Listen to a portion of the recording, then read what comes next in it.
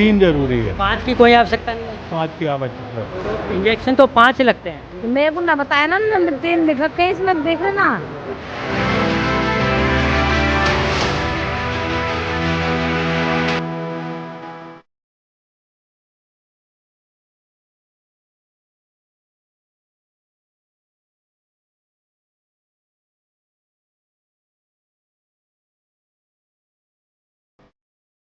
देखिए ऐसा है कि स्ट्रे डॉग्स का पता नहीं होता है कि रेबीज उसको है या नहीं है, तो ऐसे केसों में हम लोग 5 इंजेक्शन टोटल लगवाते हैं। सर आपका नाम जानना चाहिए, क्या नाम है आपका और यहाँ किस पद पर आते हैं? मैं डॉक्टर राकेश कुमार और यहाँ पे मुख्य चिकित्सा अधीक्षक के पद पर इस समय काम कर रहा हूँ। सर आपसे जानना चाहेंगे आपके अस्पताल में रोजाना कितने मरीज आ रहे हैं रेबीज के और किस तरह से उनको इंजेक्शन लगाए जाते हैं? देखिए ऐसा है, हमारे यहाँ पे लगभग एवरेज कहना चाहिए 100 से 125 पेशेंट यहाँ पे आते हैं और हम लोगों का जो रूटीन है वो दिन में 8 बजे से 2 बजे तक का ओपीडी पीरियड में रहता ही है। उसके बाद में भी अगर डॉग बाइट के केसेस आते हैं तो हमारा 24 आवर चलता है इमरजेंसी में। वहाँ हमने इंजेक्शन रखवा रखे हैं, जब भी किसी को ज़रूरत होती है तो उसको इंजेक्शन लगाए जाते हैं। सर एक चीज़ और जानना चाहेंगे, अगर किसी मरीज़ को कोई भी लावारिस कुत्ता काट लेता है तो उसको फिर कितने इंजेक्शन किस किस अंतराल में लगने ज़रूरी होते हैं?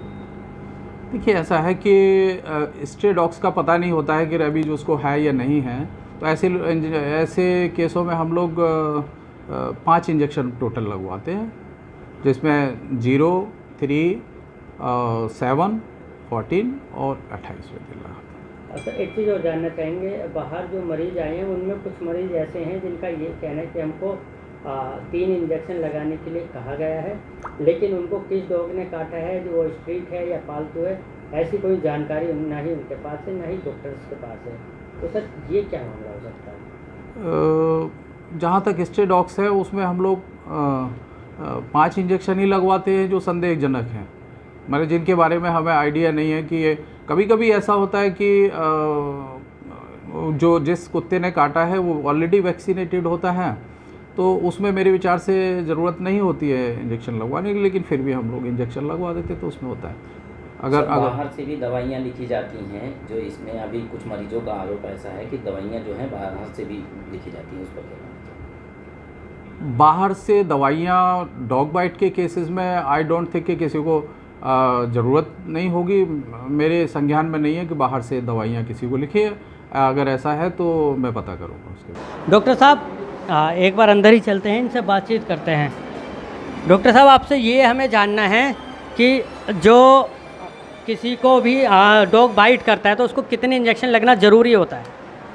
ये जख्म पे डिपेंड करता है ना। अगर ज़्यादा होता है तो 3 लगते हैं। अच्छा, अगर जख्म ज़्यादा है तो 3 इंजेक्शन लगते हैं? हाँ, वरना एक बूस्टर डोज लगती है, वो 1 लगती है। अच्छा, और अगर इंजेक्शन की अगर हम बात करें, जैसे हमने भी सुना है और भी डॉक्टरों से कि 5 इंजेक्शन लगना ज़रूरी है, तो ये क्या मामला होता है? नहीं, 3 जरूरी है। 3 जरूरी है। 5 की कोई आवश्यकता नहीं है? 5 की आवश्यकता नहीं। लेकिन आपके सीएम राकेश CMS जो हैं वो उनका कहना है कि 5 इंजेक्शन लगना ज़रूरी होता है। 3 जरूरी है, 5 नहीं।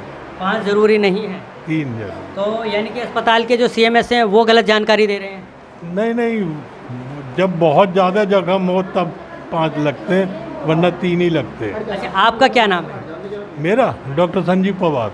इस वक्त मैं गाज़ियाबाद के जिला MMG अस्पताल में मौजूद हूँ और यहाँ पर पहले आप ये लाइन देख लीजिए, ये वो लोग हैं जो कुत्ते के शिकार हुए हैं और इनको कुत्ते ने काटा है, जिसके बाद अब ये रेबीज़ के इंजेक्शन लगवाने के लिए यहाँ लाइन में लगे हुए हैं।